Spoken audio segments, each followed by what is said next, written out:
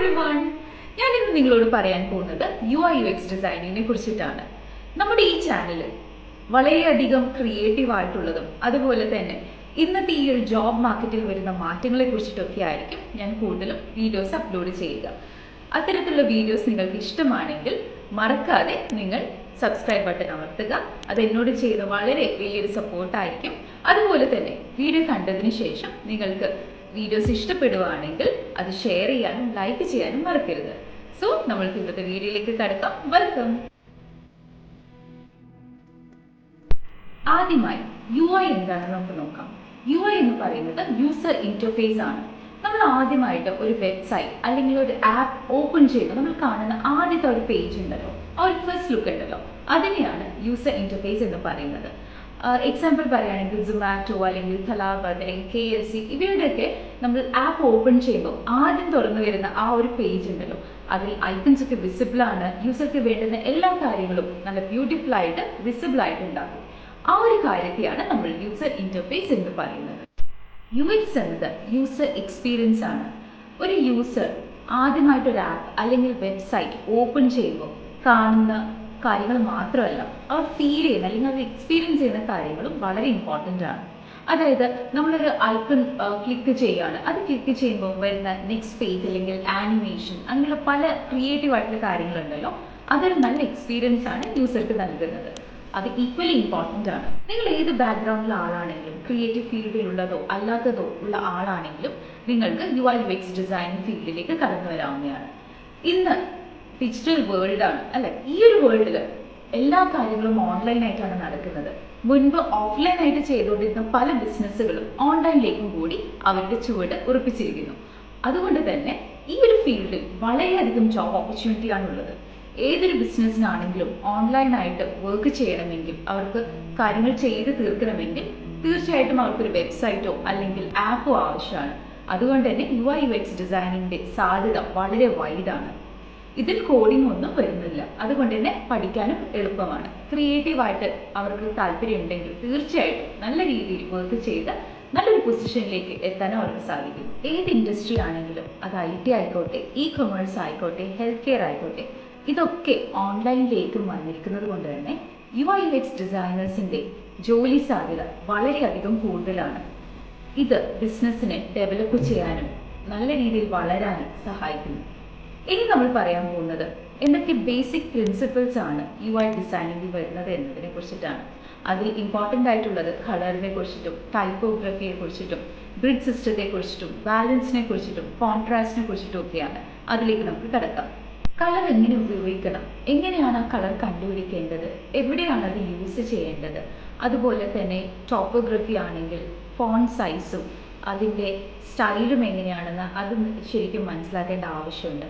Grid സിസ്റ്റത്തിലാണെങ്കിൽ പ്രോപ്പറായിട്ട് ലേഔട്ടോട് കൂടിയിട്ടായിരുന്നു design ചെയ്യേണ്ടത്.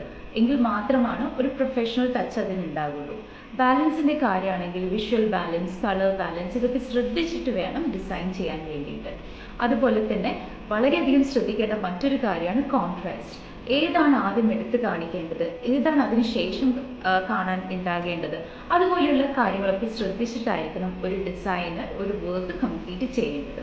ഇതൊക്കെ ഡിസൈനേഴ്സ് നന്നായിട്ട് മനസ്സിലാക്കിയിട്ടായിരിക്കണം ഇതിൻ്റെ വർക്കിലേക്ക് കടക്കാനായിട്ട്. ഇനി നമ്മൾ മനസ്സിലാക്കാൻ പോകുന്നത് UX ഡിസൈനിങ്ങിൻ്റെ പ്രോസസ്സാണ്. നമ്മൾ UX എന്ന് പറയുന്നത് നമ്മൾ ചെയ്യാൻ ഉദ്ദേശിക്കുന്ന ഡിസൈനിൻ്റെ സ്ട്രക്ചർ ക്രിയേറ്റ് ചെയ്യുന്ന മെത്തേഡാണ്. ആ ഒരു മെത്തേഡ് ഡിഫറെൻറ്റ് പ്രോസസ്സിലേക്കൂടെയാണ് കടന്നു പോകുന്നത്. ആദ്യം തന്നെ അണ്ടർസ്റ്റാൻഡിങ്, പിന്നെ റിസർച്ച്, അതിനുശേഷം സ്കെച്ച്, പിന്നെ വരുന്നതാണ് ഡിസൈൻ, അതിനുശേഷമാണ് ടെസ്റ്റ് വരുന്നത്. ആദ്യം തന്നെ പ്രോഡക്റ്റിനെ കുറിച്ച് നന്നായിട്ട് മനസ്സിലാക്കണം. ഇനി ഇതിനെക്കുറിച്ച് കൂടുതൽ റിസർച്ച് ചെയ്യണം. അതിനുശേഷം ഡിസൈൻ്റെ ഒരു സ്കെച്ച് ഉണ്ടാക്കണം.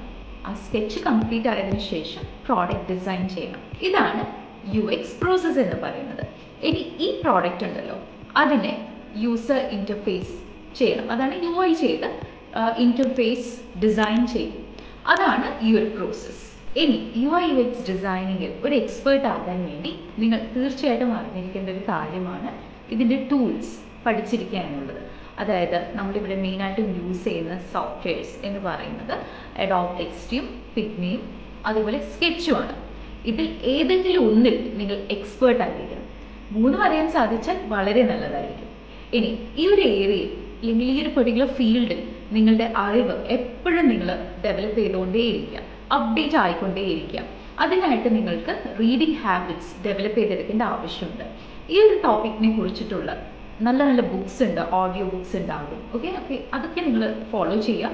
അതുപോലെ തന്നെ നല്ല എക്സ്പേർട്സ് ആയിട്ടുള്ള ഇവരുടെ ചാനൽസ് ഉണ്ടാവും, യൂട്യൂബ് ചാനൽസ് കാണും, അതൊക്കെ ഫോളോ ചെയ്യുക. അതിലുള്ള കാര്യങ്ങൾ നിങ്ങൾ മനസ്സിലാക്കിയിരിക്കുക. വളരെ ഹെൽപ്ഫുൾ ആയിരിക്കും. നിങ്ങൾ ഈ ഒരു പൊസിഷൻ അല്ലെങ്കിൽ ഈ ഒരു ജോബിലേക്ക് കടക്കുമ്പോൾ നല്ല രീതിയിലുള്ള വർക്ക് ചെയ്യാനായിട്ട് ഇത് ഒരുപാട് നിങ്ങൾ ഉപയോഗിക്കുന്നതായിരിക്കും. ഇതൊക്കെ പഠിച്ച് മനസ്സിലാക്കി കഴിഞ്ഞാൽ പിന്നെ ഒട്ടും വൈകിക്കരുത്, പ്രാക്ടീസ് ചെയ്ത് തുടങ്ങേണ്ട സമയമായി.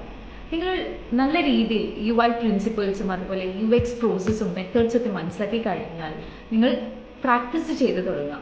വേൾഡ് ക്ലാസ് പ്രൊഫഷണൽസ് ചെയ്ത വർക്ക് അത് ഇമിറ്റേറ്റ് ചെയ്ത് പഠിക്കുക. നിങ്ങൾ അത് പ്രാക്ടീസ് ചെയ്ത് വരുമ്പോൾ നിങ്ങളും പതിയെ പതിയെ ആ ഒരു സ്റ്റൈലിലേക്ക് വന്നു തുടങ്ങും. ഒരു നല്ല പ്രൊഫഷണൽ ആയിട്ട് തന്നെ നിങ്ങൾക്ക് മാറാൻ സാധിക്കും. നല്ല നല്ല ബ്രാൻഡ്സ് ഇതൊക്കെ ചെയ്ത് പഠിക്കുക. പിൻട്രസ്റ്റ്, ട്രിബിൾ ഇതൊക്കെ നിങ്ങൾ പഠിച്ചാൽ മാത്രമാണ്, അത് മനസ്സിലാക്കിയാൽ മാത്രമാണ് നിങ്ങൾക്ക് വർക്കിലേക്ക് കടക്കുമ്പോൾ കാര്യങ്ങളൊക്കെ എളുപ്പമായിട്ട് വരും. പ്രാക്ടീസ് ചെയ്യുക എന്നുള്ളതാണ് ഇതിൻ്റെ ഏക പോംവഴി എന്ന് പറയുന്നത്. അതുപോലെ തന്നെ നല്ല രീതിയിൽ വർക്ക് ചെയ്ത് നിങ്ങൾക്ക് നല്ലൊരു പൊസിഷനിലേക്ക് എത്തണമെങ്കിൽ നന്നായിട്ട് ഹാർഡ് വർക്ക് ചെയ്യേണ്ടതുണ്ട്. പ്രാക്ടീസ് ചെയ്യുക. നല്ല നല്ല ഫോണ്ട് സൈസുകൾ എങ്ങനെയാണ് വേണ്ടത്, കളർ കോമ്പിനേഷൻസ് എങ്ങനെയാണ് ഇതൊക്കെ ട്രീറ്റ് ചെയ്യേണ്ടത്, അതൊക്കെ നിങ്ങൾക്ക് മനസ്സിലാക്കാൻ ഇത്തരം വേൾഡ് ക്ലാസ് പ്രൊഫഷണൽസിൻ്റെ വർക്ക് വളരെയധികം ഹെൽപ്ഫുൾ ആയിരിക്കും. അടുത്തതായി ഇതിൻ്റെ സാലറി പാക്കേജ് നമുക്കൊന്ന് നോക്കാം. നിങ്ങൾ ഇന്ത്യയിലാണ് വർക്ക് ചെയ്യുന്നതെങ്കിൽ സ്റ്റാർട്ടിങ് ഒരു ആവറേജ് ആയിട്ട് നിങ്ങൾക്കൊരു 18 to 20 ആ ഒരു റേഞ്ചിലായിരിക്കും സ്റ്റാർട്ടിങ് സാലറി വരാൻ പോകുന്നത്. പിന്നീട് നിങ്ങളുടെ എക്സ്പീരിയൻസും നിങ്ങളുടെ വർക്കിൻ്റെ ആ ഒരു ക്വാളിറ്റി അനുസരിച്ച് നിങ്ങൾക്ക് ഹയർ പൊസിഷനിലേക്ക് പോകാനും അതുപോലെ നിങ്ങളുടെ സാലറി ഇൻക്രീസ് ആകാനുള്ള സാധ്യതയുണ്ട്.